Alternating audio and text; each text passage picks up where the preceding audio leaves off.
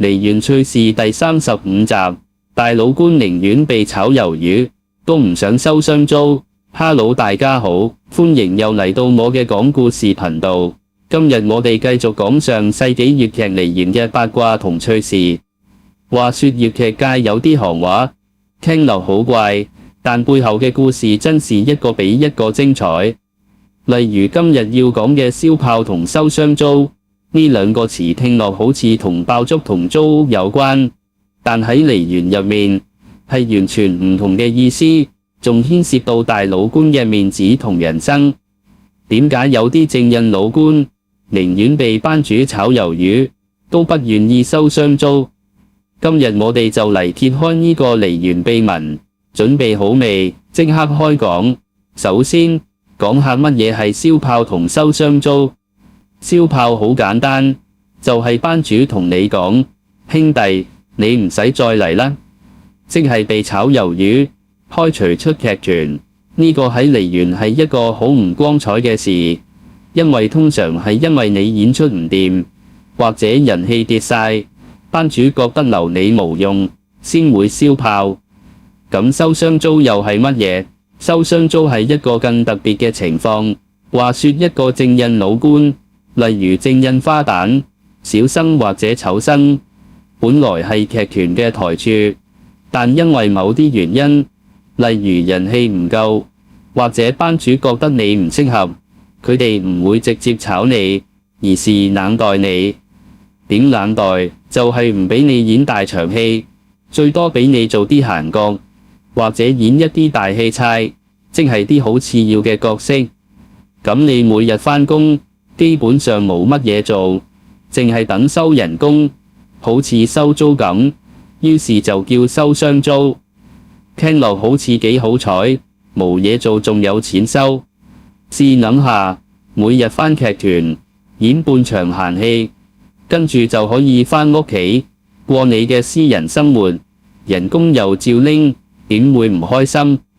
但對大老倌嚟講，收雙租係一個天大嘅侮辱。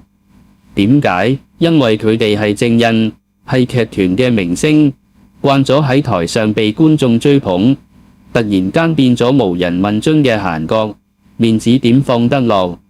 試諗下，你係一個大明星，點知有一日導演同你講，你之後淨係演路人甲，仲要照收你人工，你會唔會覺得好屈辱？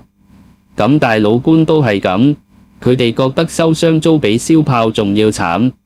燒炮雖然名聲有損，但至少一刀切，乾手淨腳。收雙租呢，就好似日日俾人冷待，仲要喺劇團入面捱眼白，真係生不如死。講到呢度，我哋嚟講幾個真實嘅梨園故事。先講一個丑生叫何少榮，呢個老倌係一個好有故事嘅人物。佢由智士班出身，後來加入一啲大班，做過正印丑生，喺梨園都算有啲名氣。點知佢有一年加入人壽年班，呢個班真是一個星光熠熠嘅劇團，武生、小武、小生同花旦都係當時最紅嘅老倌。偏偏何少榮嘅人氣有啲過氣，點解班主會請佢？其實背後有啲陰謀。話說班主睇中一個新星薛覺先，有心栽培佢做正角，於是特登請咗何少榮呢個過氣嘅正印丑生，為嘅係襯托薛覺先嘅光芒。試諗下，一個過氣嘅老倌同一個新星放喺一齊，觀眾自然會比較。結果薛覺先一炮而紅，何少榮就慘咗。班主唔俾佢演大場戲，淨係俾佢做啲閒角，變相收雙租。何少榮呢個人真係好忠厚，佢明知班主係咁對佢，竟然無怨言，默默捱到班約完結，先靜靜雞離開。行內人都話佢有君子之風。試諗下，換成你，俾人咁冷待，仲要日日返工捱眼白，你會唔會早就爆煲？但何少榮就忍得住，真是一個好有風度嘅老倌。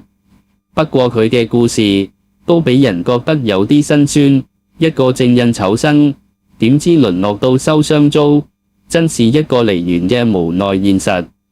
再講一個小生嘅故事。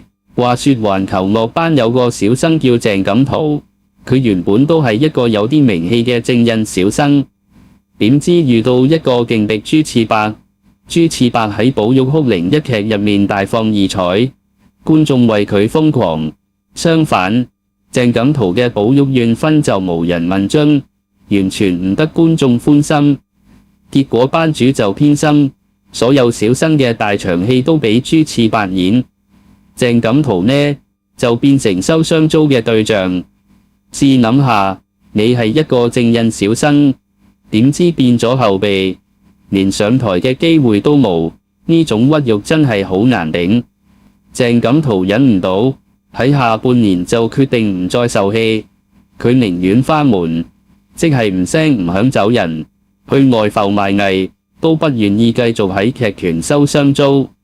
呢種骨氣真係俾人佩服。仲有一個更出名嘅故事，就係馬師曾。呢個名字大家應該好熟，佢係粵劇界嘅大佬級人物。點知佢初初返粵加入人壽年班嘅時候，都試過被收雙租。話說佢嗰陣時同正印花旦千里駒有啲摩擦，可能係因為佢唔夠尊重對方，結果俾千里駒白眼，班主又唔幫佢，仲安排佢收雙租，淨係俾佢演啲大戲差。試諗下，一個後來紅遍省港嘅大老倌，點知有咁落拓嘅一刻？幸好馬師曾唔係普通人，佢喺虎鳳鶯年一劇入面，憑住自己嘅演技，將一個大戲差角色演到出晒彩，結果一炮而紅，變成正主角，連千里駒都要刮目相看。如果佢當年冇呢份鬥志，可能就真係困喺收雙租嘅處境，再無翻身機會。講真，收雙租呢個現象，真是一個梨園嘅獨特風景。表面上好似好彩，冇嘢做仲有錢收，但對大老倌嚟講，呢個係一個比燒炮仲要痛苦嘅處罰。試諗下，你係一個台柱，慣咗被觀眾追捧，突然間變咗無人理嘅閒角，呢種落差真係好難接受。好多老倌寧願被炒，都不願意日日喺劇團捱屈辱。呢啲故事既搞笑又帶點心酸，反映咗梨園嘅人生百態。好，今日嘅梨園趣事就講到呢度。收雙租嘅故事聽落好似一個笑話，但背後係大老倌嘅掙扎同尊嚴。如果你哋鍾意聽呢啲粵劇界嘅八卦同秘聞，記得俾個讚，訂閱我嘅頻道。仲有，如果你哋有其他關於梨園嘅故事想我講，留言話我知啦。好，唔同大家講咁多，下次再見，拜拜。